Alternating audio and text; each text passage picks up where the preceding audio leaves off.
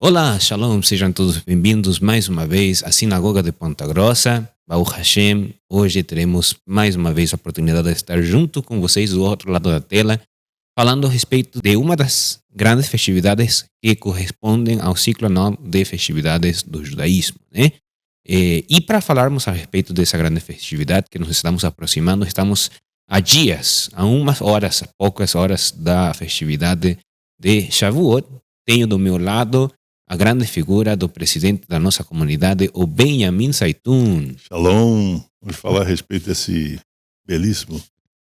belíssima festa, das 3 festas de peregrinação a Jerusalém, que são Pessa, Shavuot e Sukkot.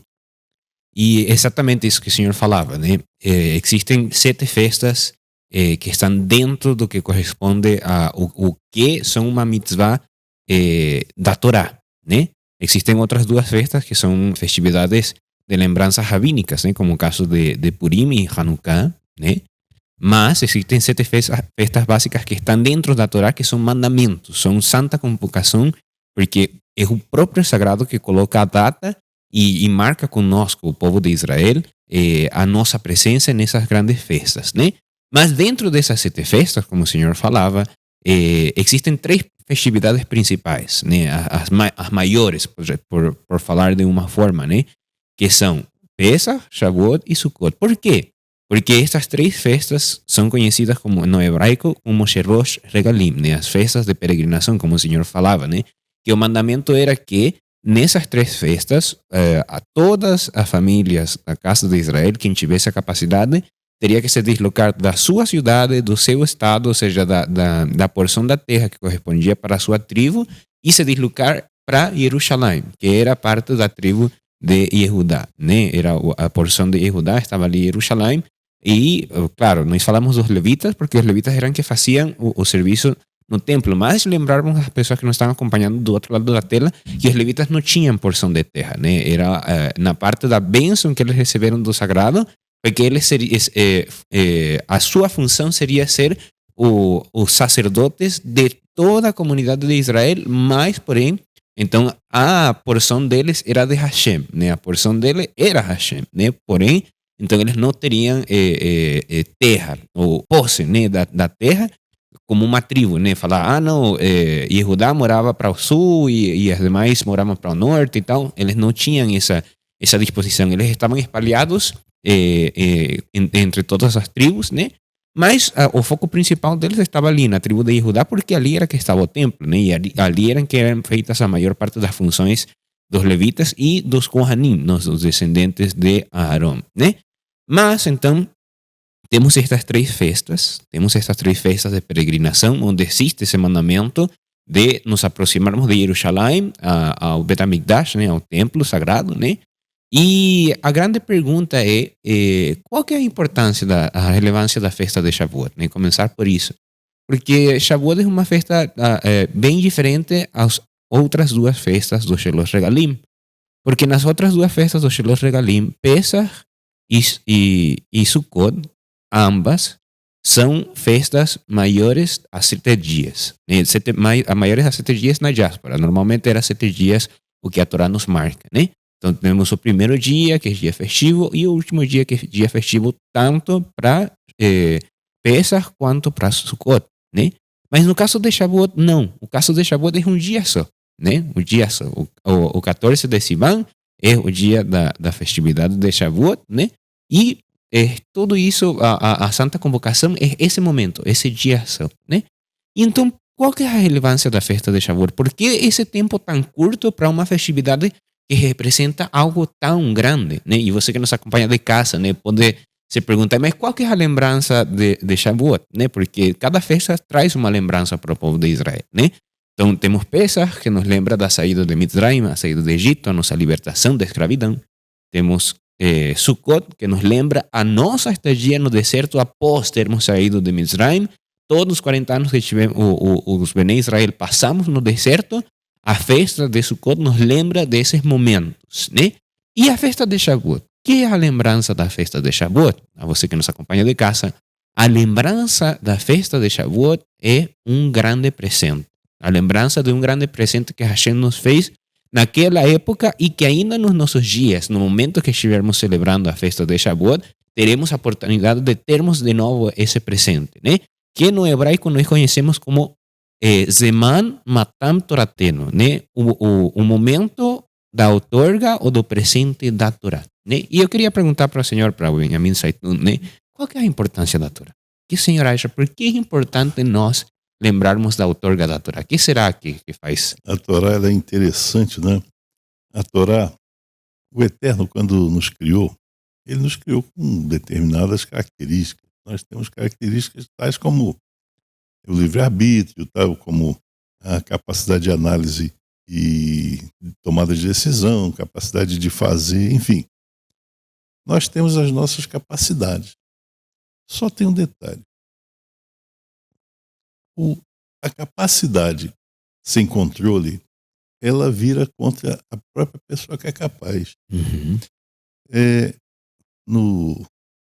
Na engenharia mecânica se diz que potência sem controle não é nada.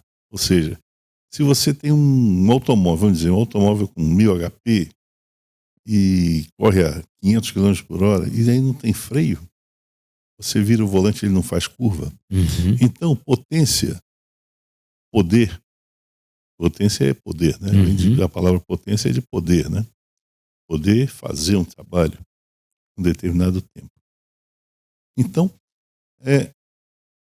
o Eterno nos deu todas essas capacidades que nós temos, esses dons maravilhosos, cada um mais bonito que o outro, porque foram presentes de Deus. Então, o que o Eterno ele nos presenteou foi com Torá. O que é Torá? Uhum. Torá é aquela ferramenta, é aquela bênção que o Eterno nos deu para que nós tenhamos a capacidade de, ao controlar o nosso poder, nós termos condição de fazer o bem. O bem a quem? De início a nós mesmos. Uhum. A pessoa que tem um poder imenso. Eu tenho uma bomba atômica na minha mão, eu vou soltar a bomba atômica ali no quintal de casa. Uhum. Não é bem por aí, né? Exatamente. Ou seja, a pessoa tem o poder, mas não tem o controle em cima do poder. Esse poder vai contra a própria pessoa, como aquele carro de 1000 HP que anda a 500 km por hora, mas não faz curva nem freia. Ou seja, o piloto daquele carro está condenado. Sim. Ele não tem controle. Então, o Torá, às vezes eu chamo de nosso manual de instruções. Uhum. É mania mesmo da área de engenharia, né? É o nosso manual de instruções. Ou seja, eu tenho que saber como eu opero. Para quê? Para que eu, tendo controle da minha forma de operar, eu faça o bem. Aí o bem a quem? Como eu falei, ao bem a mim mesmo, de início. Ou seja, eu tenho o meu poder e eu tenho controle sobre o meu poder. Quem manda na minha casa? Quem é a minha casa? A minha casa sou eu. Quem manda na minha casa?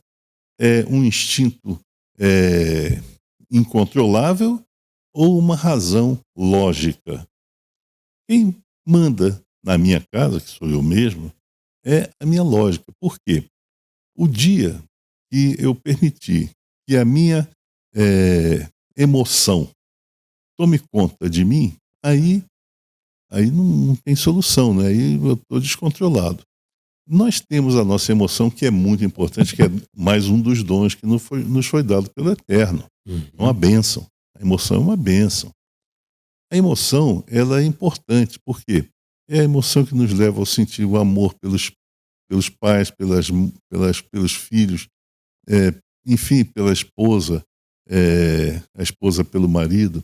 Então, são as emoções que nos permitem os sentimentos. A emoção é fundamental. A Torá, quando nos determina o que fazermos e o que não fazermos, a Torá não diz, olha, não tenha emoção. Ela não diz isso não, ao contrário. Ela privilegia que nós tenhamos amor pelos pais, pela esposa, pelos filhos, que nós temos amor pelas pessoas que nos cercam, nossos irmãos, enfim. Ela nos determina isso, porque é um sentimento de grande importância. A parte de sentimento é muito importante na vida de todos nós, de cada um de nós. Da mesma forma como o sonho, a fantasia, todas essas emoções, elas existem e são importantes que existam quando nós temos controle sobre elas. Sim. São poderes.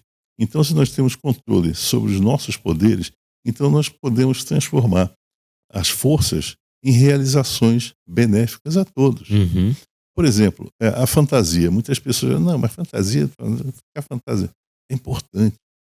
Se nós fecharmos as janelas, por exemplo, entra num quarto, no teu quarto, fecha as janelas para não ver a parte externa. Tudo aquilo que você observar ali é fruto de uma fantasia. Sim. Ou seja, quem inventou a tinta? Uhum. Alguém fantasiou, puxa, se eu misturasse isso com aquilo, eu podia pintar, puxa, a parede ia ficar de uma cor tal que eu gosto. Sim, o cimento, os tijolos, cadeira. Tudo isso alguém inventou. Uhum. Não foi o Eterno que fez tinta. Sim. Quem fez foi o ser humano. A nós foi dado o dom de sermos coautores da criação. Sim. Então nós pegamos a natureza e transformamos em coisas que nos sejam úteis. Uhum. Muitas pessoas sem controle, aí que tá, pegam coisas da natureza e transformam em quê? Em ídolos. É o descontrole. Exatamente. É o descontrole. É a perda do controle sobre o lógico. Porque muitas pessoas pensam assim, eu não vejo o Eterno. É claro, ele é incorpóreo, não Sim. tem forma. Eu não vejo o Eterno, mas esse ídolo aqui, esse ídolo eu vejo. Eu consigo palpar. Eu consigo pegar ele, puxa vida. Tem que ter poder, não é possível que não tenha poder. Uhum. Mas aí que está. Quando o Eterno nos criou, ele nos criou com níveis de poder muito abaixo dos níveis dele. Ou seja, o Criador nunca tem a sua criatura com nível de poder acima do dele. O ser humano, quando pega uma pedra, um metal, ou não importa o que, um material qualquer, e transforma aquilo em um ídolo, ele está fazendo uma coisa que não tem poder nenhum. Sim. Porque o ser humano já não tem poder. Aquilo que ele cria, muito menos. É menor ainda a capacidade. É menor ainda. Então, por exemplo, o sujeito cria, agora eu vou criar um Deus que é feito de arroz e feijão. Uhum. Aí eu cozinho arroz e feijão, aí daqui um dia está podre. Tá. Uhum. Deixa fora da geladeira e estraga.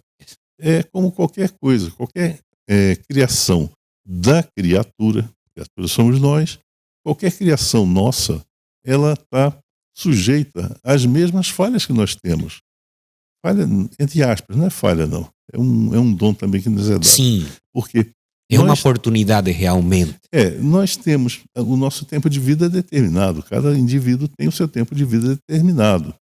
Né? Então, nós somos mortais. Uhum. Da mesma forma que tudo aquilo que criamos também é mortal.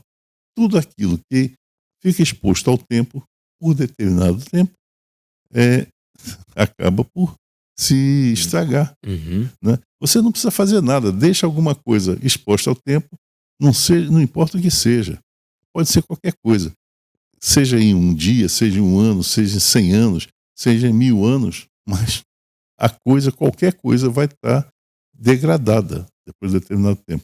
Assim como o ser humano. Então todas as nossas criações são degradáveis. Você compra um carro lindo hoje, daqui a 10 anos ele está meio ferradinho, né?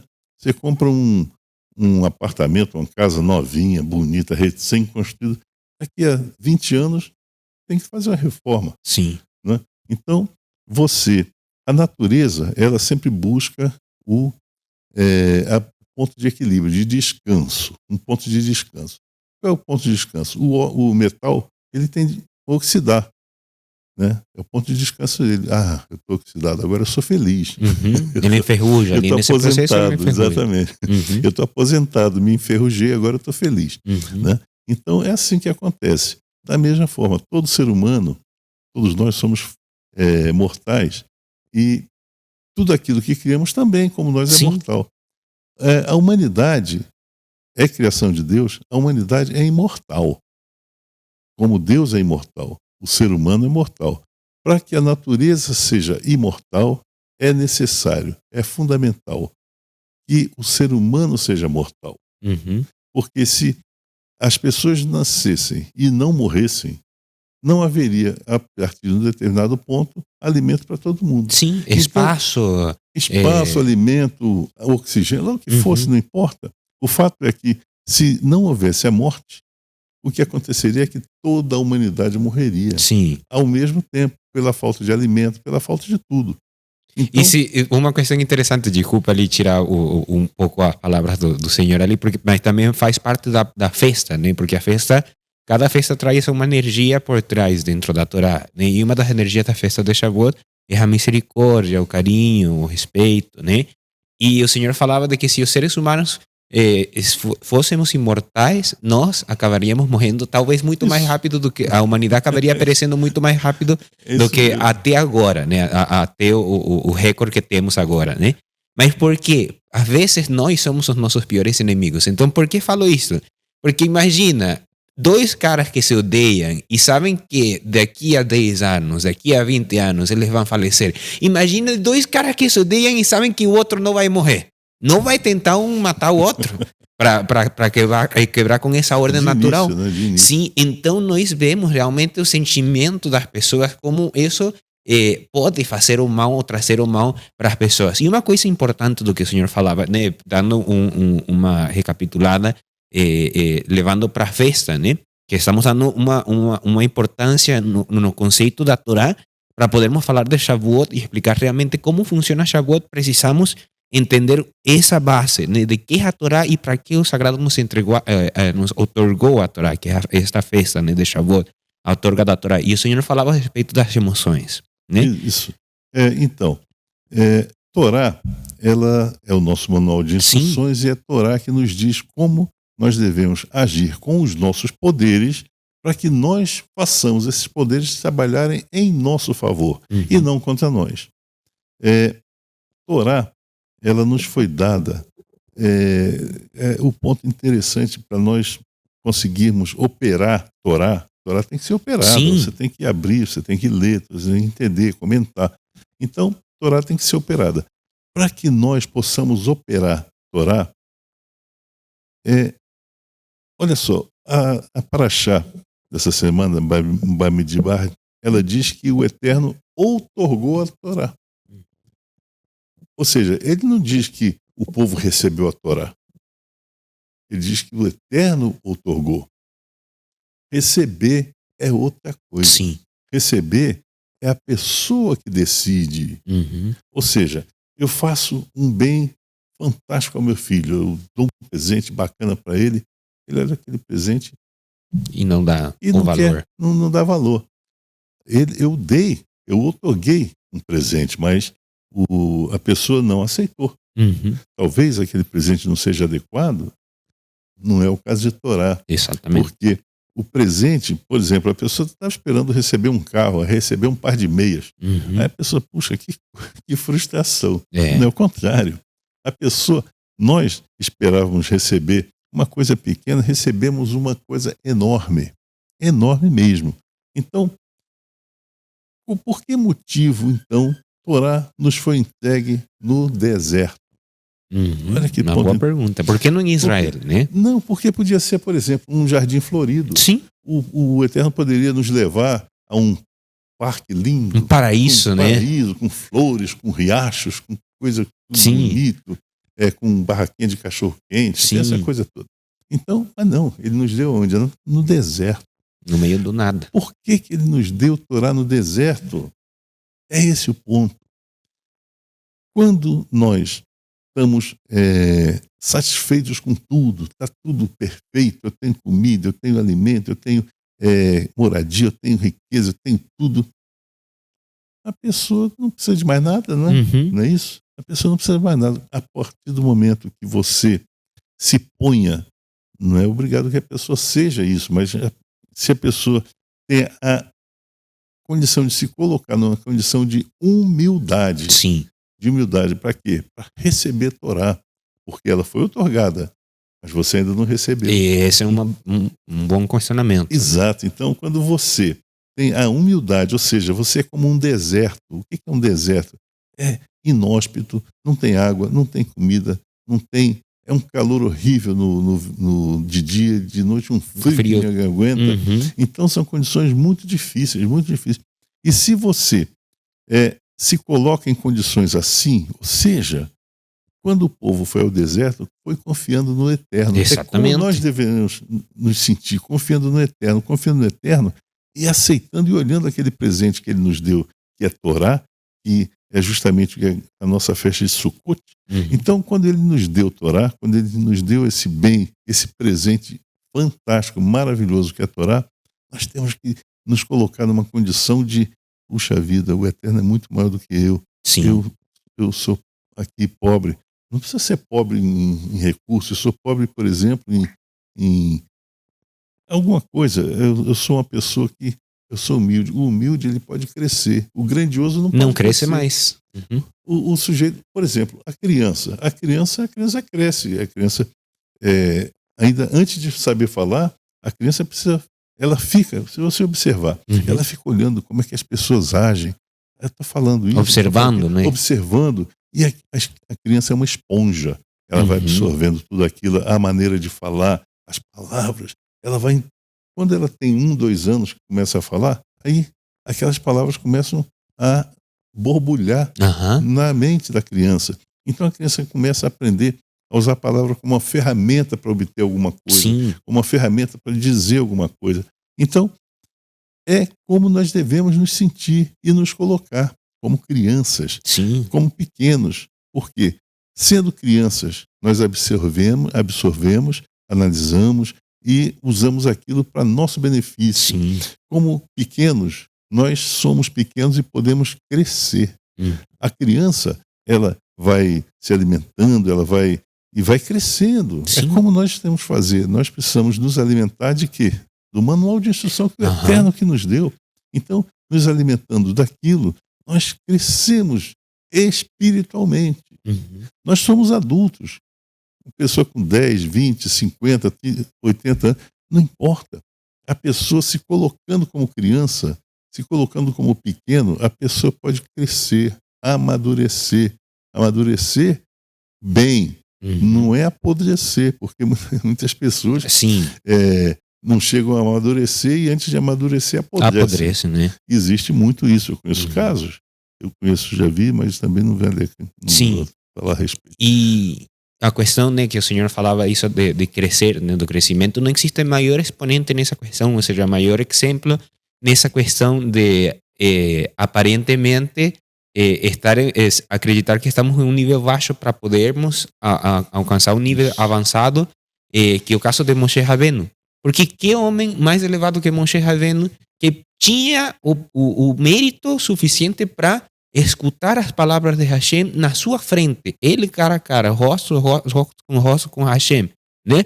E os próprios sábios e o próprio Tanakh, ou seja, os profetas e os escritos nos falam que não existiu um homem na terra mais humilde do que Moshe Rabbeinu. Então, como bater as duas ideias? O homem mais elevado na questão de revelação, na capacidade de entender as palavras de Hashem, mas o homem mais humilde, aquele que acreditava que não era perfeito, que não era, que às vezes errava, né? Então, como bater as duas ideias, né? E é aí que vem a questão da Torá, né? A questão da Torá, eu hoje escutava uma questão interessante que falava que os sábios nos ensinam que não existe um caminho mais comprido, um caminho mais longo, um caminho mais distante do ponto de começo ao ponto de final, que é o caminho que há entre a mente, o nosso cérebro e a nossa alma, o nosso coração. Por quê? Porque para juntar essas duas ideias precisamos de muita experiência, de muita sabedoria, né? E como os sábios nos ensinam uma questão importante também, sabedoria não é do ser humano. A sabedoria não é uma questão natural deste mundo. O Lamazé não é um mundo onde a sabedoria se apresenta de forma natural. A sabedoria é um presente de Hashem, que ele traz de outra realidade, de outro mundo que nem temos ideias de como funciona, nem como se vê isso que o senhor falava a respeito dos ídolos, né? Nós, os ídolos, sabemos como eles se veem, qual que é a imagem, em como é. Nós, antes de criar o ídolo, como o senhor falava do quarto, né? Antes de criar o ídolo na nossa mente, já nós fantasiamos. Agora, A sabedoria não, a sabedoria é todo o contrário. Nós não fazemos ideia como é que a sabedoria se vê, mas adquirimos com o tempo. Cada vez que colocamos em prática as coisas que aprendemos, nós adquirimos sabedoria, né? E por isso é que a Torá é tão importante, porque, como o Senhor fala, né, o manual da nossa vida, de como nós fazermos as coisas boas e evitarmos as coisas ruins, é a Torá. E o desejo que Hashem tem para nós, de que possamos ser como Moshe Rabbeinu, que tenhamos a oportunidade de estar face a face com ele, de escutarmos as suas palavras, mas mais além de escutarmos as suas palavras, entendê-las para poder cumpri-las. Porque todos no mundo atual, ou a maioria do nosso mundo atual, tem conhecimento da Bíblia, uma tradução da Torá, uma tradução que talvez não seja perfeita, mas tem ainda na tradução da Torá algum conhecimento que podem salvar as pessoas, né? Tanto assim que o nosso mundo ocidental na atualidade, ainda nos nossos dias, daqui a pouco não sabemos como vai ser, né? Mas ainda nos nossos dias a nossa civilização é conhecida como civilização judeu-cristã, né? Porque a base dessa civilização é a Torá e a Bíblia, né? Mas não se fala muito de Torá. Mas, e a Torá é a base da Bíblia. Sim, exatamente, né? Só que não se fala assim, né? Porque não é o mais popular, essa é a questão. Não é o mais popular, mas nós sabemos como que funciona a questão, né? Então, a Torá tem a capacidade tão grande de ter ajudado a nossa civilização de forma até indireta, né? Então, existem justos no mundo. Existiram justos no mundo e existirão justos no mundo que talvez não sejam judeus, que talvez não saibam como cumprir os 613 mandamentos, mas com o pouco conhecimento que eles tiveram da Bíblia, que é a sua base, a Torá, eles conseguem fazer as coisas boas. Eles conseguem ajudar as pessoas. Eles conseguem fazer coisas significativas para com o nosso mundo, né? Quanto mais para nós que temos, além da oportunidade, como o Senhor falava, da outorga, temos a capacidade de receber a Torá, né? Que é a questão, acho que essa mensagem muito importante que o Senhor falava, né? Que é a mensagem principal da festa de Shavuot, né? Voltando à pergunta do começo, por que Shavuot é um dia só e os demais Shelos Regalim são uma semana, né?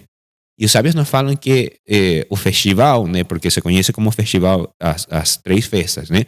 O festival de Pesach, que são desde o primeiro dia até o último, até o oitavo, ou até o sétimo, igual o festival de Sukkot, que vai do primeiro até o final, né? Que temos o Shana Rabá, Shemini Atzeret e Simchat Torah. São os últimos 3 dias da festa de Sukkot. É um festival. E o festival de Shavuot? Como falar de festival de Shavuot se Shavuot é um só dia? Mas o Sagrado nos deu 49 dias de preparação para esse grande momento, né? Que era o que o Senhor falava. Nos deu 49 dias de preparação para nós decidirmos, sim, somos capazes de aceitar, de receber a Torá ou não. E uma questão importante e interessante para o anuncista que nos acompanha do outro lado, que muitos anunciantes têm esse sentimento que precisa ser regulado. Eu recomendo isso, precisa ser regulado, mas muitas pessoas procuram o judaísmo através da Cabala, porque a Cabala é interessante, chama muito a atenção, é a parte mística e poder develar secretos e não sei o que mais, né? Mas a Cabala não é mais do que receber. Tanto assim que todos os rabinos de Cabala que você conhece ou que você vai conhecer, quando eles vão te definir a palavra Cabala, que significa Cabala? Cabala vem do hebraico Kibel. Kibel em hebraico não é nada mais do que receber, né? Por isso é que nós fazemos o Kabbalat Shabbat. O que é o Kabbalat Shabbat? O recebimento do Shabbat. Igual, a Torá, nós temos a oportunidade de Kibel Torá, de recebermos a Torá. Ali se torna Kabbalah, né? Mas não Kabbalah por si só. Não existe Kabbalah por si só. Kabbalah só através da Torá, né? Então, por isso é que é tão importante a festa de Shavuot, né? Mas como, voltando mais uma vez numa outra questão que ficou meio aberta, né? A festa de Pesach nos lembra de Yetziat Mitzrayim, da saída de Mitzrayim. a festa de Sukkot nos lembra da nossa estadia no deserto. E a festa de Shavuot, de que período nos lembra? Sim, nos lembra da outorga da Torá. Mas que é o que realmente está por trás desse momento da outorga da Torá? É a lembrança da festa. A festa nos lembra do momento da colheita, né? Esta também é conhecida como a festa da colheita, onde eram levados ao Mishkan, a tenda, ou ao Bet HaMikdash, os frutos, os bikurim, os primeiros frutos que eram separados da colheita dos Bnei Israel, né? E que é um fruto? Que está por trás disso que parece tão atemporal? Porque nos nossos dias atuais ninguém trabalha mais, ou não é um ofício muito popular a questão da agricultura, né? Existem outros trabalhos que são mais reconhecidos e que as pessoas gostam mais, né, na atualidade, né? Com tecnologia, com ciência, com qualquer coisa, qualquer quantidade de coisa. E esse trabalho tão rudimentário, tão antigo, né? Porque o Sagrado não fala disso e não falou de algo mais futurístico, né? Alguma revelação mais futurística que poderia ser uma preocupação das gerações atuais. Porque ele não nos falou da inteligência artificial lá no momento que ele otorgou a Torá, se ele sabia que existia. Porque ainda dessa coisa tão básica, ainda dessa coisa tão antiga, né, nós tiramos conhecimento, né? Porque a Torá é como uma semente que nós temos a oportunidade de separar e alimentar para que nós tenhamos a oportunidade de criar dessa semente uma árvore que dê fruto. É tão assim que os sábios nos ensinam na Kabbalah, né, que existem diferentes mundos, né? Mundos paralelos, que muita gente gosta desse tema, né? O nosso universo, ele vive em universos paralelos. No Olam Hazé, temos um universo que é o universo físico, mas também existe um outro Olam, existe um outro mundo que está interatuando com esse mesmo mundo no mesmo momento, só que nós não temos acesso com os nossos olhos, né? É o mundo espiritual, o mundo das almas. E os sábios nos ensinam que no mundo das almas, a forma física do ser humano é a forma de uma árvore.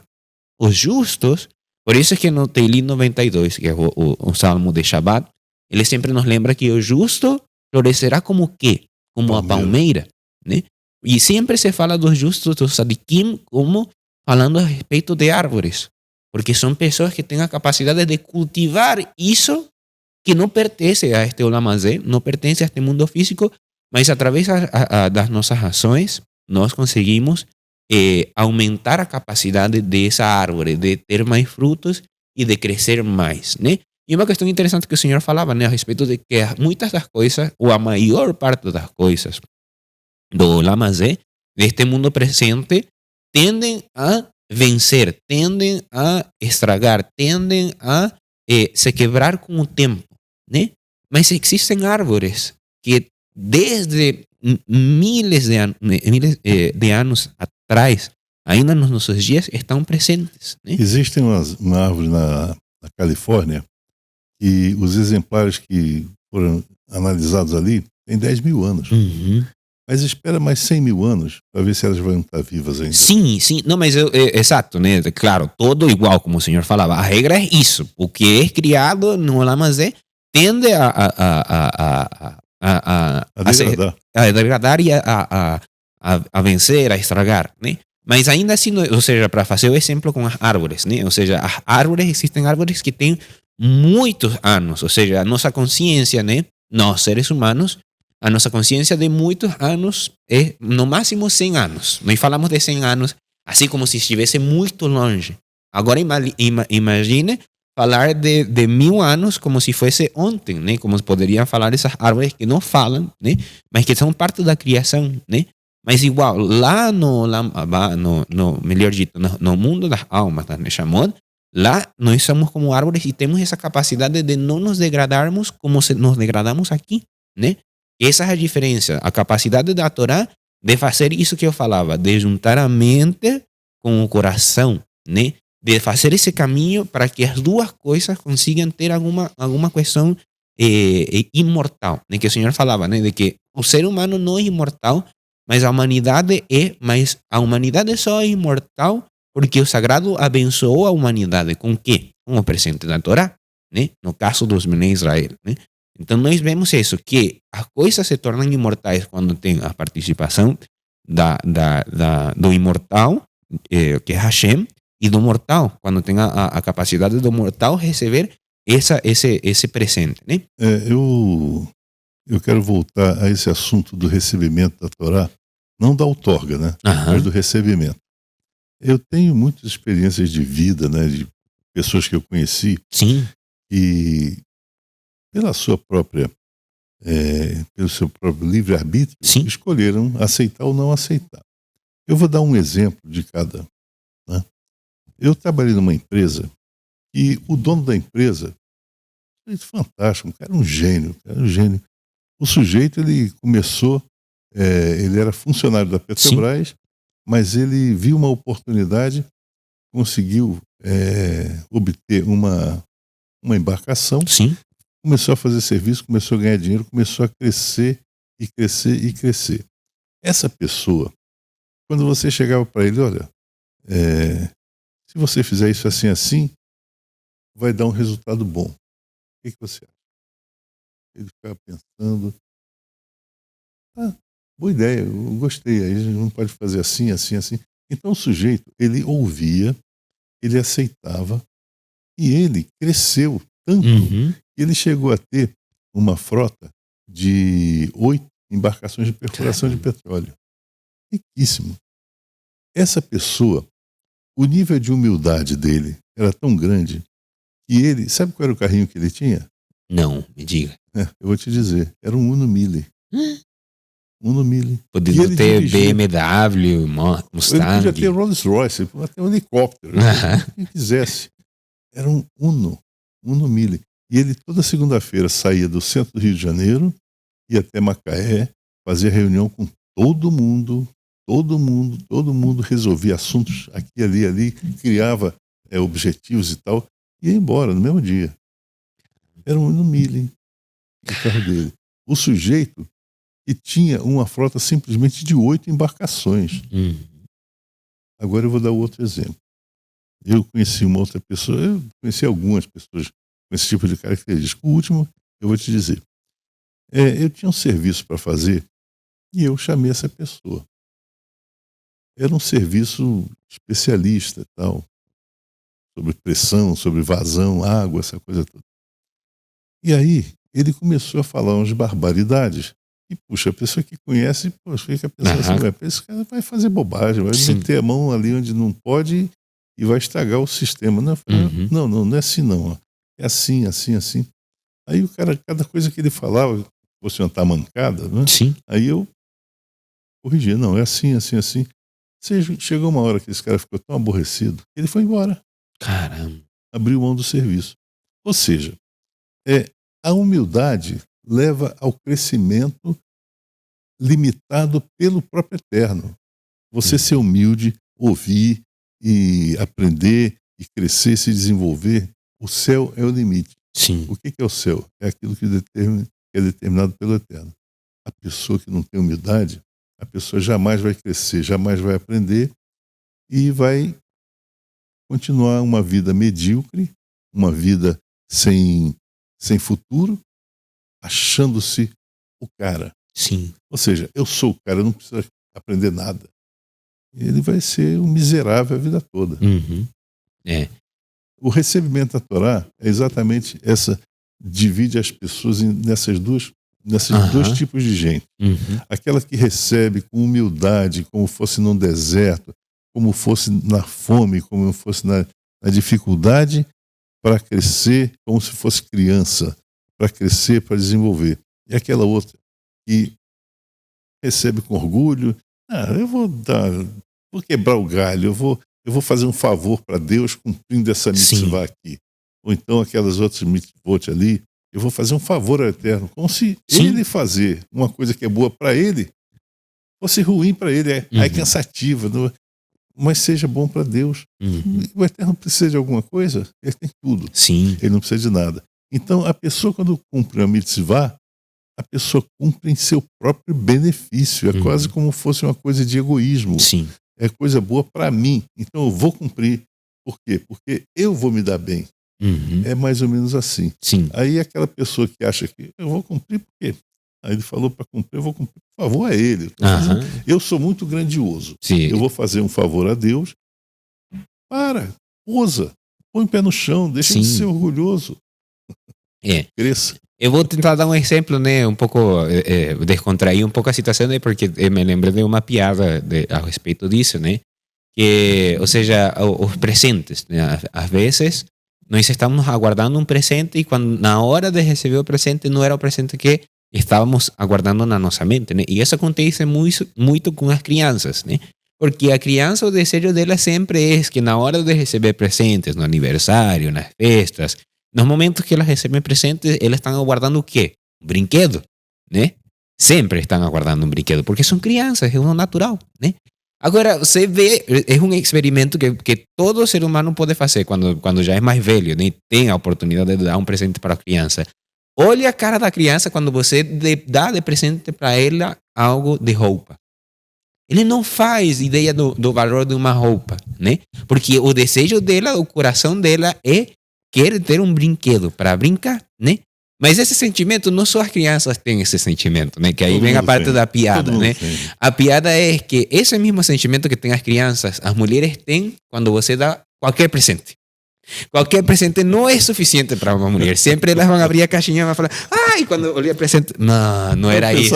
Não era bem isso, né? Então, temos que, claro, mais uma vez lembrando, é só uma piada. Eu tenho uma piada também interessante sobre isso. Então, sejamos humildes para entendermos isso, que o presente, olhemos esse presente como realmente é isso, a oportunidade que a gente nos dá de fazermos algo melhor, né? Não olharmos o presente como uma questão que é obrigatória, né? Como uma obrigação. Não, estou recebendo esse presente aqui, ou estou recebendo esse convite. Quantos de nós não temos ido a festas ou a encontros de forma obrigada, né? Sabemos que é muito ruim. Agora, quando vamos a um encontro, quando vamos a uma festa que nós tínhamos o desejo de ir para essa festa, também é muito bom, né? Então o ser humano veio a este mundo, como o Senhor falou, com essas duas características. Eu tenho duas oportunidades. Eu posso vir para esta festa, eu posso atender esse convite com muita alegria, como se eu tivesse anos aguardando por essa oportunidade, ou posso vir a esse mundo aqui como se fosse obrigado, como se isso não tivesse nenhum valor, como se eu fosse que vou dar, eles estão aguardando por mim para dar valor para a festa, não eu vou dar valor para a festa, né? Então temos essas duas oportunidades ali nessa questão. Para irmos finalizando o nosso vídeo de hoje, né? Já falamos a respeito da importância da Torá, falamos a respeito da importância do momento que correspondia à festa de Shavuot, que era o momento da colheita, mas no intermédio das coisas que estávamos falando, falamos muito a respeito de humildade. E no começo eu falava que cada festa tem uma energia. E a energia da festa de Shavuot, pelo menos o que eu sinto para este ano, é a humildade. Por quê? Isso nós podemos ver na leitura especial para a festa de Shavuot. Qual que é a leitura especial para a festa de Shavuot? O livro de Ruth, Megillat Ruth. O livro onde nós aprendemos o que aconteceu com os nossos antepassados, né, da tribo de Judá, né, que não formava parte do povo, que não tinha porção na terra, que não tinha familiares diretos de sangue. Ruth não tinha ninguém que compartisse um vínculo de sangue em Eretz Israel. Não tinha ninguém, porque nem a sua sogra, que no começo era Noemi e depois virou Mará, eles não compartilham vínculo de sangue, né? Então ela foi a uma terra que ela não conhecia, para conhecer pessoas que nem sabiam se iam gostar dela, né? Mas na humildade ela conseguiu alcançar o que ela logrou alcançar, tanto assim que nos nossos dias lembramos a Ruth como a mãe, ou seja, uma das mães de David Amelech, e David Amelech sendo o protótipo de Mashiach para todo o judaísmo, né? Então vemos como a humildade pode nos elevar, pode fazer que nós sejamos pessoas melhores, né? Então na festa de Shavuot nós temos essa oportunidade de nos engrandecermos através da humildade, né?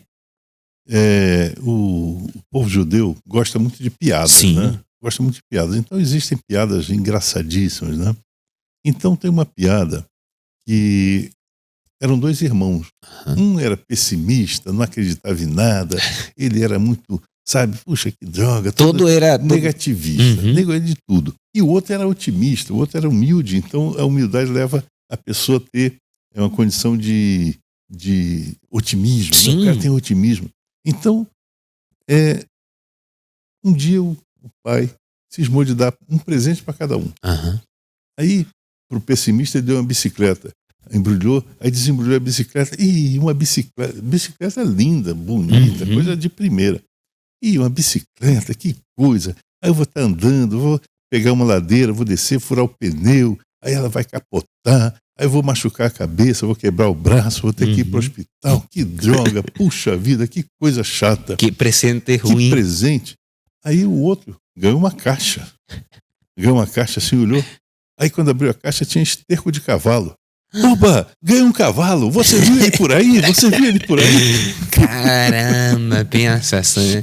Então demos essa é a diferença entre a pessoa que consegue trazer ainda das coisas que não aparentemente não são coisas boas, né?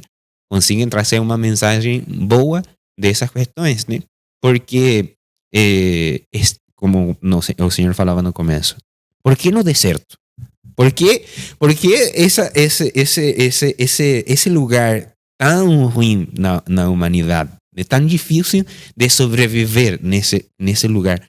¿Por qué no se otorgar a Torá nesse lugar, né? Para vermos se nós somos capazes de olhar além do que temos no nosso nariz, né? Além do que temos no nosso nariz, né? Porque a festa de Shavuot é uma festa que afeta aos Bnei Israel em todos os tempos, né? Por quê? Porque nos afetou no momento que recebemos a Torá lá no Monte de Sinai e nos afeta hoje em dia também que temos acesso a Eretz Israel, né? Eretz Israel é a terra sagrada, é o lugar que o Senhor marcou, a Hashem marcou ali o seu nome para habitar ali, né? Então a Eretz Israel merece um respeito muito grande pelos judeus, pelo mundo inteiro, mas quem tem conhecimento disso é os judeus. Então, se nós não respeitamos o que sabemos que é sagrado, quem vai respeitar, né? Então, Eretz Israel, né, naquela época, se vestia de festa para levar esses presentes, desses bikurim para Hashem, porque sabia que existia algo por trás, porque tinha algo, uma bênção, uma berachá por trás, né, que era a capacidade que nós temos de santificar esse pouco, né? Porque os bikurim era uma fruta só. Os bikurim era um galho só, como que chama? Um cacho só, né? Mas era só isso, porque era o primeiro que saía. Não era todo, senão o primeiro, né? Então era pouco, relativamente era pouco. Se você tinha uma plantação de 10 hectares e só levava um cacho, já era suficiente porque era o bikurim, era o primeiro que saía, né? Então, esse desejo de que nós temos que entender que esse primeiro momento, esse primeiro encontro é a berachá que Hashem nos entrega, né? Por isso é que ele nos deu esse tempo de preparação, né? De 49 dias, para que no dia 50 nós tivéssemos essa capacidade de entender que precisávamos nos elevar. Que é o conceito do Shelosh Regalim. O conceito do Shelosh Regalim é nos elevarmos, ascendermos. Por isso é que os sábios nos ensinam que todos os salmos, a partir dos 120 até os 130 e poucos, todos eles têm um enunciado, eles começam canto de ascensões. Por quê? Porque eram os cantos que se acostumavam a cantar, eram os teilim, eram os salmos que se acostumavam a cantar pelas caravanas que iam fazendo essa ascensão a Jerusalém, essa aliyah. Esse é o conceito da aliyah. Aliyah é aquele que os ascende. O olé é aquela pessoa que ascende, né? Então, termos essas questões claras para o momento da festividade de Shavuot será primordial para nós conseguirmos cumprir com a mitzvah de Shavuot. Então, só para recapitular e já irmos finalizando as 3 coisas importantes, né? Shavuot é a outorga da Torá, já falamos a respeito da importância, do que precisamos fazer, de quais são as práticas, o que é o que realmente na nossa alma precisamos entender a respeito do que é a Torá, né? Falamos a respeito da festa de Shavuot com referência ao momento da colheita, à importância do Eretz Israel, à importância do trabalho neste Olam Hazé, neste mundo presente, que santifica também o que está no mundo vindouro, né? E por último, temos o caso da humildade, que aprendemos no Sefer de Ruth, né? Na Megillat Ruth, na história da nossa antepassada, né? Então, com isso, nós estaremos finalizando o nosso vídeo de hoje a respeito dessa festa de Shavuot, mas não sem antes convidar a você que nos acompanha de casa, de que se você gostou deste vídeo e nos assistiu desde o começo até agora, de deixar seu like, se inscrever no nosso canal se ainda não está inscrito e ativar as notificações para você ser avisado quando postarmos outros vídeos de outras coisas que estaremos falando. E também fazer os comentários. Sim, sim. Porque o comentário é muito importante. A partir do momento que nós entrando em contato com ideias diferentes das nossas, nós enriquecemos com aquelas ideias. Então é muito importante o comentário, nem que seja um comentário negativo, não importa. Sim, sim. Não xingue, fale que não sabemos nada, fale o que você quiser. Narigudo, pronto. Sim, fale o que você quiser. Não entendi nada. O rapaz ali da camisa com vermelha, o sotaque dele é tão ruim que não consegui entender nada. Mas fale alguma coisa no nosso chat ali, deixe seu comentário. Por quê? Porque o comentário é a capacidade que nós teremos de entender que vocês que nos estão acompanhando do outro lado receberam uma informação. Então, dali nós vamos ter esse feedback. Foi uma informação boa, foi uma informação ruim. Nós vamos ter essa sabedoria só se vocês nos dão esse presente, né? Então, como o Sagrado nos dá um presente na festa de Shavuot, o nosso presente aqui da comunidade para este vídeo é o seu comentário. É claro que a gente prefere um comentário elogioso. Oh, sim, que beleza, sim, você foi muito bem, claramente, que coisa né? bacana e tal. Sim, sim. Mas também são aceitos os comentários negativos, né? Mas igual o que falávamos, a diferença entre o comentário negativo e o positivo seremos nós, né? Que olharemos o comentário e falamos, puxa, tem uma oportunidade de melhorar ainda nas gravações. Exatamente, essa é a ideia. Sim, então deixar ali esse recado e lembrar a você que nos acompanha de casa que a Sinagoga de Ponta Grossa está aberta para receber você a participarmos juntos dessa grande mitzvah de lembrarmos da outorga da Torá e na quarta-feira, né, dia 12, que é o dia de Shavuot, né? Shavuot começa ao 11, terça-feira 11, ao cair do dia, né? Ou seja, o anoitecer, né? Mas durante o dia 12, né, o que corresponde ao dia, né? Estaremos tendo também a leitura pública dos 10 mandamentos, do Haseria de Brot, que é lembrança desse momento da outorga da Torá. E você nesse caso, não é o nosso convidado. Você é o convidado de Hashem a estar presentes para escutar esses 10 mandamentos, esses 10 pronunciamentos, essas palavras dele, que tanto ele aguarda por nós nesses momentos das santas convocações para cumprirmos com essas mitzvahs. Nós não sabemos por quê, mas se ele gosta, por que não presentear o Sagrado com outro presente também, né? Então, esse é o nosso trabalho. Que ele se alegre conosco, né? Então, nós com isso estaremos finalizando. Antes de finalizar, também agradecer a presença do Benjamin Saitun, que esteve me acompanhando hoje. Sempre é um prazer tê-lo do meu lado, falar a respeito das coisas junto com ele, né?